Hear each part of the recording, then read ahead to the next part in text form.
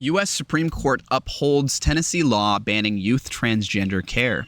The U.S. Supreme Court upheld a Republican-backed ban in Tennessee on gender-affirming medical care for transgender minors on Wednesday in a setback for transgender rights that could bolster efforts by states to defend other measures targeting transgender people.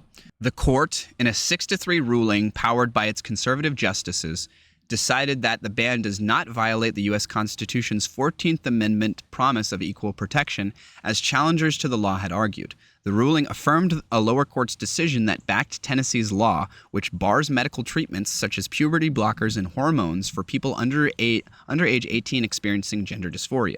The Supreme Court's 3 liberal justices dissented. Tennessee concluded that there is an ongoing debate among medical experts regarding the risks and benefits associated with administering puberty blockers and hormones to treat gender dysphoria, gender identity disorder, and gender incongruence. The law's ban on such treatments responds directly to that uncertainty, conservative Chief Justice John Roberts wrote for this court's majority. Gender dysphoria is the clinical diagnosis. Okay, so that seems like a really silly argument, right? I feel like they're working backwards from their conclusion, and that's so obvious, right? These conservative justices don't like trans people, and they don't want them to be around.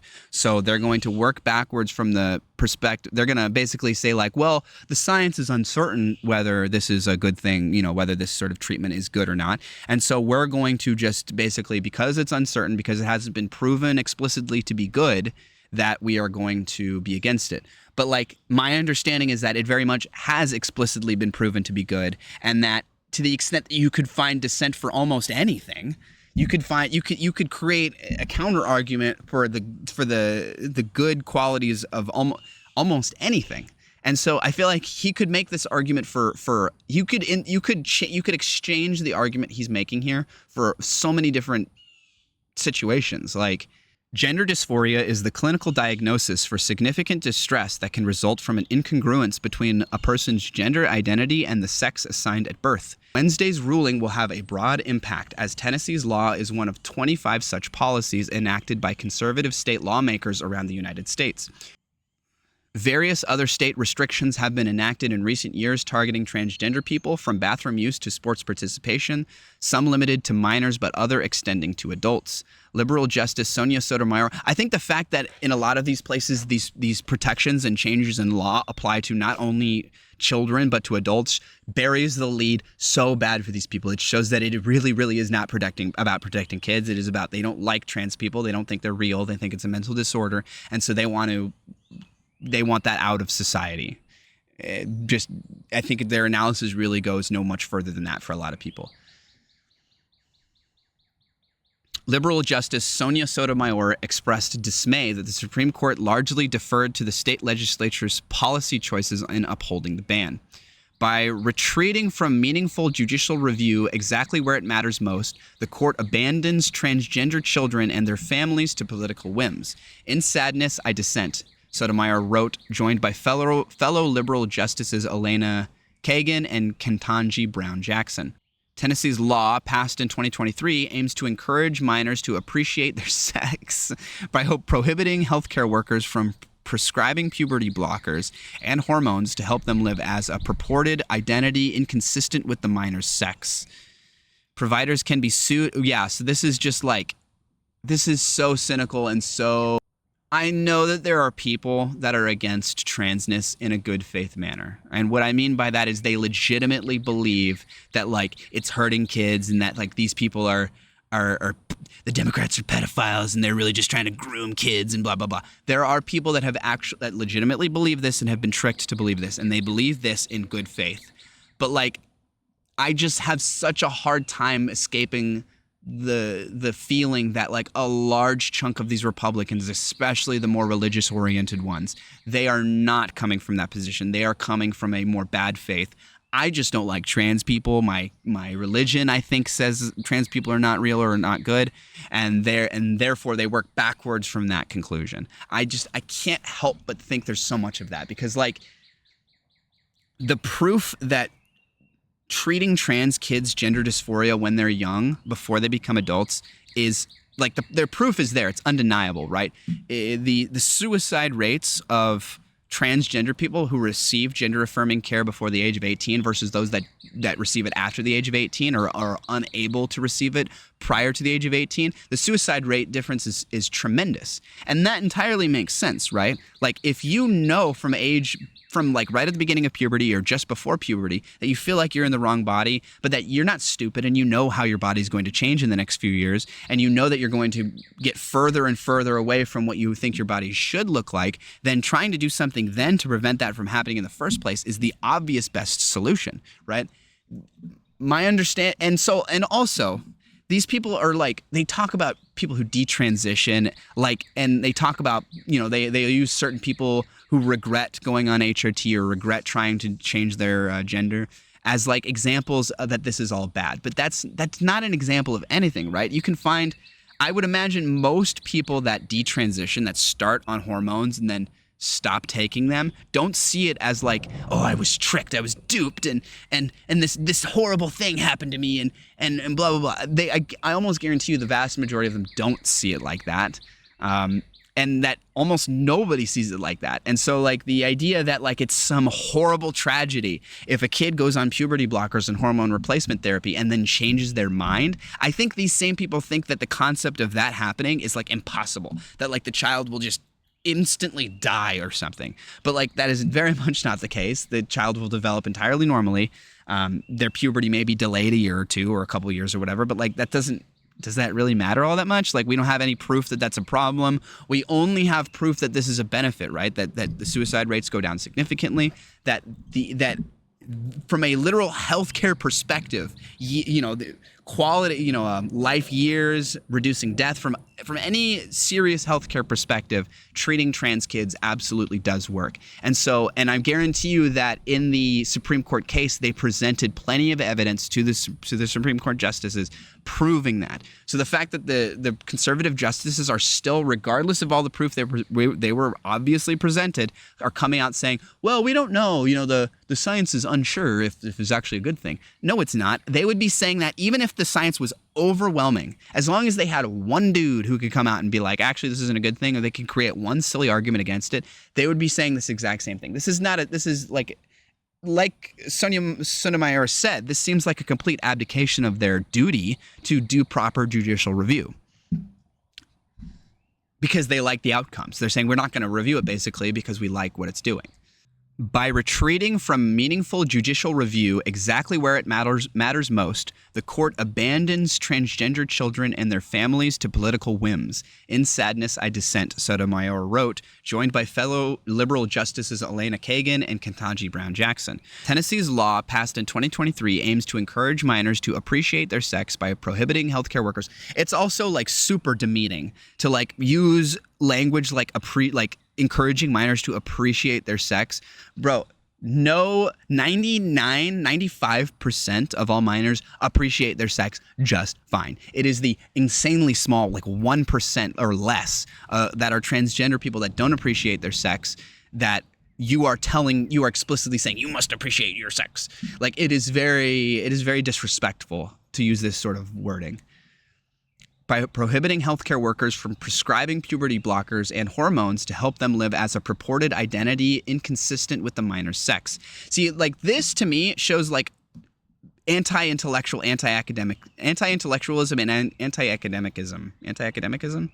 That's definitely not a word, but I'm creating it right now. And the reason why is because a purported identity inconsistent with the minor's sex. A purported identity. That wording is very specific, okay? That wording is referring to gender. So they're saying they live as a gender that is inconsistent with their sex. Well, to me, that statement is completely illogical because it is not it's not like some political position to say that gender and sex are two completely separate concepts. They are two completely separate different concepts, right? Gender is a social construct. Sex is a biological one. Okay, gender, you have some certain places, dresses and skirts are things that men can wear, and in a lot of places they aren't.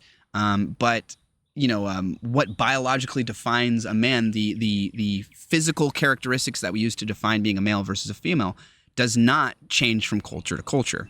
But what we defined as being a male or a female within different cultures in gender changes. And so this is completely anti-intellectual to assert a purported identity inconsistent with the minor's sex. Well, no, but there is no, the concept of identity consistent with the sex doesn't really make that much sense. There's identities that like line up with the sex, but like they are not one-to-one. They are not the same thing. Anybody who is asserting that gender and sex are the same thing is either hasn't done the research, is either ignorant of the information, genuinely does not know that that is the case, or is purposefully being indignant, knows that is the case, but doesn't want to accept it for whatever backwards ass reason, and is just indignant about it. Providers can be sued and face fines and professional discipline under the law for any violations.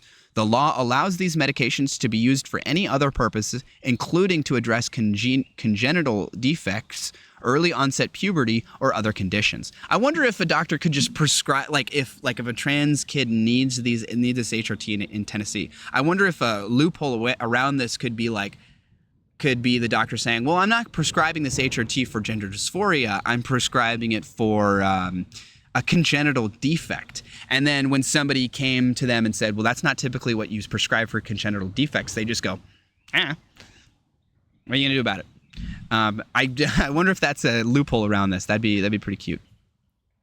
But I also would question doctors' willingness to try and skirt the rules like that, because they know they could lose their medical license if they did find a way to punish them for doing such a thing. Tennessee Attorney General Jonathan Scarametti welcomed Wednesday's ruling, saying that the state legislature had voted to protect kids from irreversible decisions they cannot yet fully understand. Yeah, like I said, these guys are just I don't know why this terrifies them so much, but it just absolutely terrifies the idea of a child starting HRT or puberty blockers or whatever, and then changing their mind after however much time. I don't know why this idea just terrifies them so much, like it's the end of the world. It is not. I would love to poll the people who detransition or change their minds about if they regret their decision or if this was some horrible thing that happened to them. I would be extremely, extremely surprised if anything more than a tiny fraction of those people said that this was a problem or a serious regret of theirs or whatever. Challengers argued that the law discriminates against these adolescents based on sex and transgender status, violating the 14th Amendment. Tennessee has said it is banning risky, unproven gender transition interventions, pointing to scientific uncertainty, tightened restrictions in some European countries, and first-hand accounts of regret and harm from people who discontinue or reverse treatments. Risky, unproven gender transition interventions. They are not risky nor unproven. We use hormone replacement therapy regularly on non-transgender people for all sorts of issues, for thyroid issues, for weight issues, for as you get older, your hormone levels just get off sometimes. Like, it is not risky, first off, okay? And unproven is not true either. We've been doing this for decades, so there's absolutely nothing unproven. There are plenty of people who grew up on these medications and are now into middle-age adulthood and are totally fine. So to say it's unproven is ridiculous. And to say that there's scientific uncertainty, well, there's scientific uncertainty about everything to some degree, but scientific uncertainty about what is the question? There is no scientific uncertainty about the effectiveness of this treatment. I don't know what the scientific uncertainty they're referring to is, right? We know how these medications react long term. Like, we know they're safe medications. We know we know the risks associated with them. Every medication has side effects and whatnot, but also, if you finding a few people that have firsthand accounts of regret and harm, it doesn't mean anything. Like I said, you could find people that regret going on their dream vacation. I mean, what is that supposed to mean? Medical associations, noting that gender dysphoria is associated with higher rates of suicide, have said gender-affirming care can be life-saving and that long-term studies show its effectiveness. Absolutely.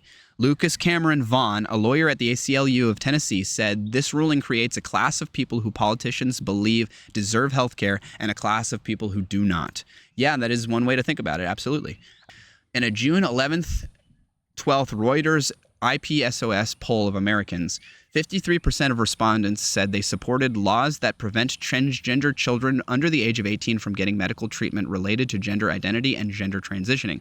Wow, that is shocking. 53% of respondents said they supported laws that prevent transgender children from... That is scary. Okay, to me, that says that the propaganda effort that these anti-trans people have been doing for the last 3, 4, 5, 10 years or whatever has been working, especially the last couple of years. The anti-trans sentiment I've seen has exploded.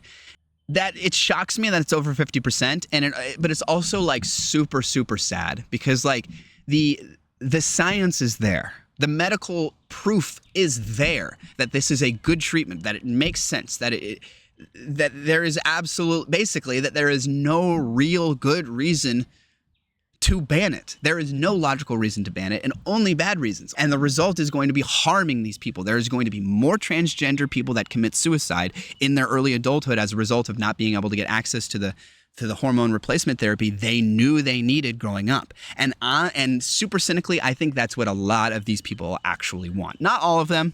Not all of them. I would never make that assertion. Okay. Many of them legitimately in good faith believe that this is bad and harmful for people and that Democrats are pedophiles or whatever. But I think that there is way more people that want to admit that they hate trans people. Their religion tells them to hate trans people. They are bigoted internally for whatever reason, and that they are totally okay with trans people killing themselves or whatever. And I know it sounds crass, and people are gonna be like, oh, there's no way they don't actually really want them to kill themselves, but like it's more like they're indifferent towards it. If that is the way that trans people get out of society, they're sort of just okay with it. But like 53% shows that like over half the country just doesn't care about, or at least half of the people that responded to this poll don't care at all about the science or the medical fact or being correct. They don't care. They just eat up whatever slop the media is telling them to eat up, and the anti-trans narrative that the media has sort of run with over the last couple of years has fed into that. It's disgusting that 53% say that they are against. There are 4 laws that ban this sort of treatment. The Supreme Court on May 6th permitted Trump's administration to implement his ban on transgender people in the military while legal challenges play out. Yeah, I think it's also hilarious that like typically when the Supreme Court has one of these sort of legal challenges or legal questions or whatever, they'll issue an injunction saying, okay, you can't do the trans military ban until we iron it out in our courts whether this is legit or not. We don't know, so we're going to put it on pause.